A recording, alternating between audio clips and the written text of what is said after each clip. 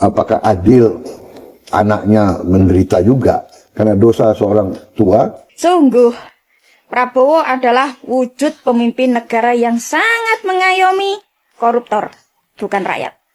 Kalau Prabowo berstatement demikian, cuma satu yang saya pikirkan, yaitu bagaimana ya ekspresi pendukung Prabowo itu sendiri, yaitu kaum 58%. Yang ketika kampanye kemarin sempat menangisi Prabowo, sempat juga meninggi-ninggikan Prabowo, membangga-banggakan Prabowo. Prabowo itu mantan TNI, yang pangkat terakhirnya adalah Letnan Jenderal.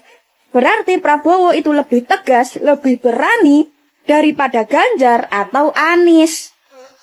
Kalau Prabowo jadi presiden, RUU perampasan aset pasti disahkan oleh Prabowo, kata pendukung 58%. Sekarang ketika Prabowo sudah sah menjadi presiden, apa yang pendukungnya katakan di kampanye kemarin semua dibantah oleh Prabowo sendiri.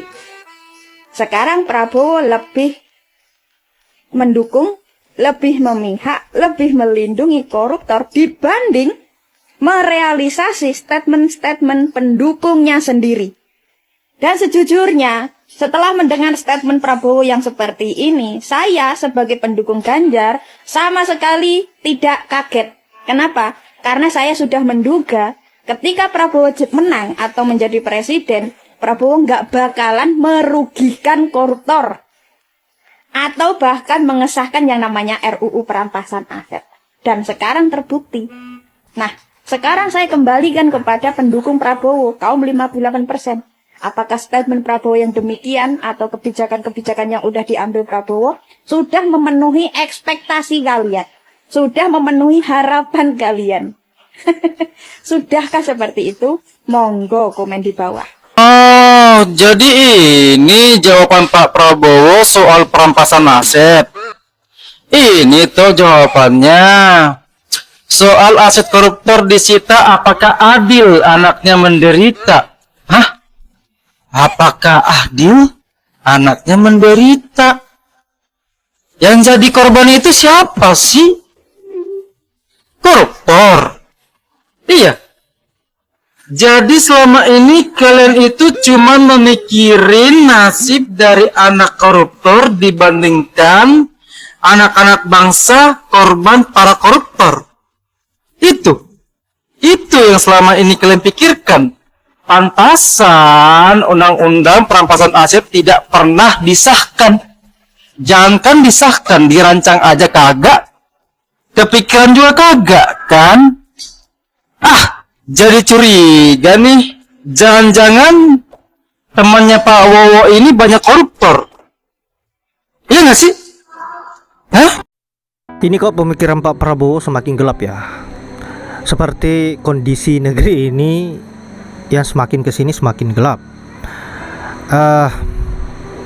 Bukannya menunaikan apa yang menjadi janjinya, memberantas koruptor sampai ke Antartika, malah mengayomi koruptor, yang membuat kita berpikir bahwa Pak Prabowo ini semakin jauh dari apa yang diharapkan. Dan sebaiknya Pak Prabowo segera mundur saja dari jabatannya sebagai presiden daripada semakin kesini negara yang tercinta yaitu negeri Konoha ini semakin hancur. Aduh, ini sangat mengerikan.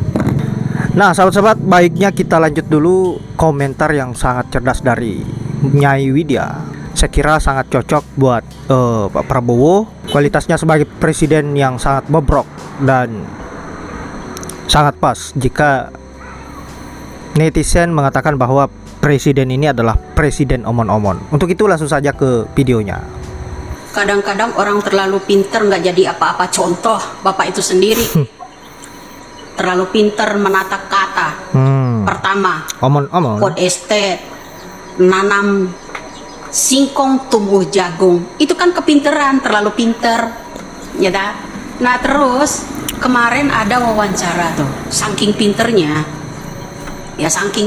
terlalu pinter. Bukannya buru-buru mengesahkan undang-undang perampasan aset agar bisa menyita aset-aset negara ini di tangan para koruptor, agar bisa menyita uang yang ada di tangan para koruptor, malah buru-buru mengesahkan undang-undang TNI. Undang-undang TNI, kata Bapak kemarin di wawancara sama Najwa Shihab, karena udah lama sekali TNI tidak berpolitik.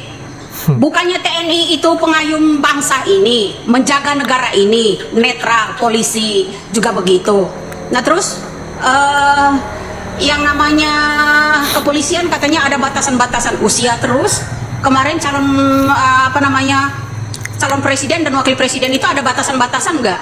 Kan ada batasannya. Kenapa mesti dirubah semua undang-undang tersebut? Batasan-batasan dari undang-undang 45 dulu, kalau udah di atas 70 nggak bisa lagi mencalonkan, ya tak?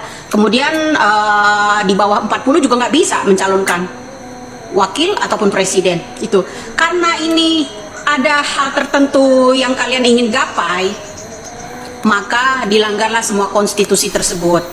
Ya, melanggar yang namanya konstitusi terutama, ya kan? Makanya pintar. Banyak orang pintar kadang-kadang ngeblunder. Nah, contoh itu, ya. Makanya ada filosofi ya. Filosofinya orang kemarin itu si Mukidi, laman siro, banter ya, gue bateri ya. Laman siro sakti ya, gue pateni. Laman siro pinter, gue bohongi. Nah itu bro. Nah itu jadinya seperti itu Pak. Itu salah satu contoh. Ya emang seperti dagelan, kekonyol-konyolan itu banyak kali gitu. Ya memang betul kata Bapak itu ya. Yang namanya kadang-kadang orang pinter itu ya ujung minteri tadi. Ya ngeblunder. Contoh tadi tuh Pod Estate. Pod Estate itu kan nanam singkong, tumbuhnya jagung. Ya kan begitu Pak. Nah, apa nggak blunder? Nah masalah TNI tadi, undang-undang pengesahan TNI tadi. Ya kan, Bapak kemarin saya simak wawancara itu, katanya karena TNI udah lama nggak berpolitik, masuk ke dalam politik, ya kan? Nah, apa nggak salah saya bilang ini Orde Baru jilid kedua? Nggak salah kan saya ngomong kan? Nggak salah kan? Udah pasti. Karena beda zaman doang kan, beda generasi kan? Nggak salah kan berarti saya bilang Orde Baru jilid kedua itu, ya kan? Diharuskan gitu masuk ke politik gitu.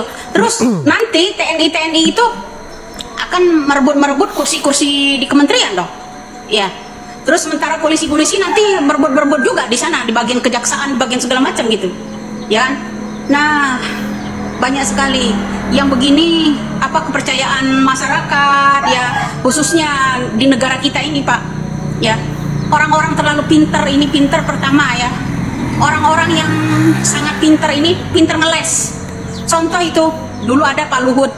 Saya tidak akan pilih katanya jenderal pecatan, katanya orang yang sudah dipecat, nggak mungkin.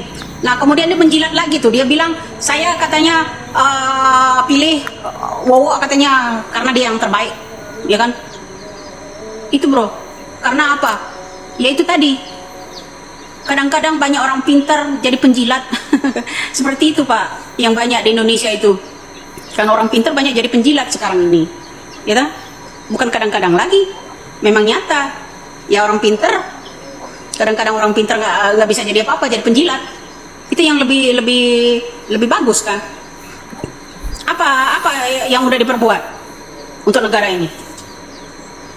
Katanya kemarin itu mau kejar koruptor itu 100 hari kerja. Kejar koruptornya di mana? Ya, kejar koruptornya di mana?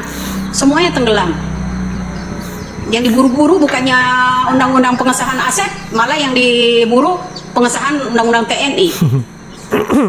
Dengan jawaban orang pinter itu kemarin bilang, katanya karena TNI itu sudah lama sekali nggak masuk politik. Terus kemarin berarti kemenangan ini ya menggunakan data-data TNI dan Polri gitu. Karena rakyat sipil banyak yang udah tahu kan taktiknya, ya ta? Ya disinilah kita harus bisa menjawab teka-teki yang kemarin pemilu Pak. Teka-teki pemilu kemarin, dari mana suara itu sebanyak itu dapat? Ya salah satunya data TNI kan? Iya, begitu kan? Karena saking balas budinya Bapak terhadap TNI kemarin kan? Saking balasnya budi kan? Hutang budi kan terhadap TNI karena guide suara kemarin kan? Begitu kan di pemilu kan? Nggak salah kalau saya bilang ini Orde Baru jilid kedua kan? Nggak salah kan?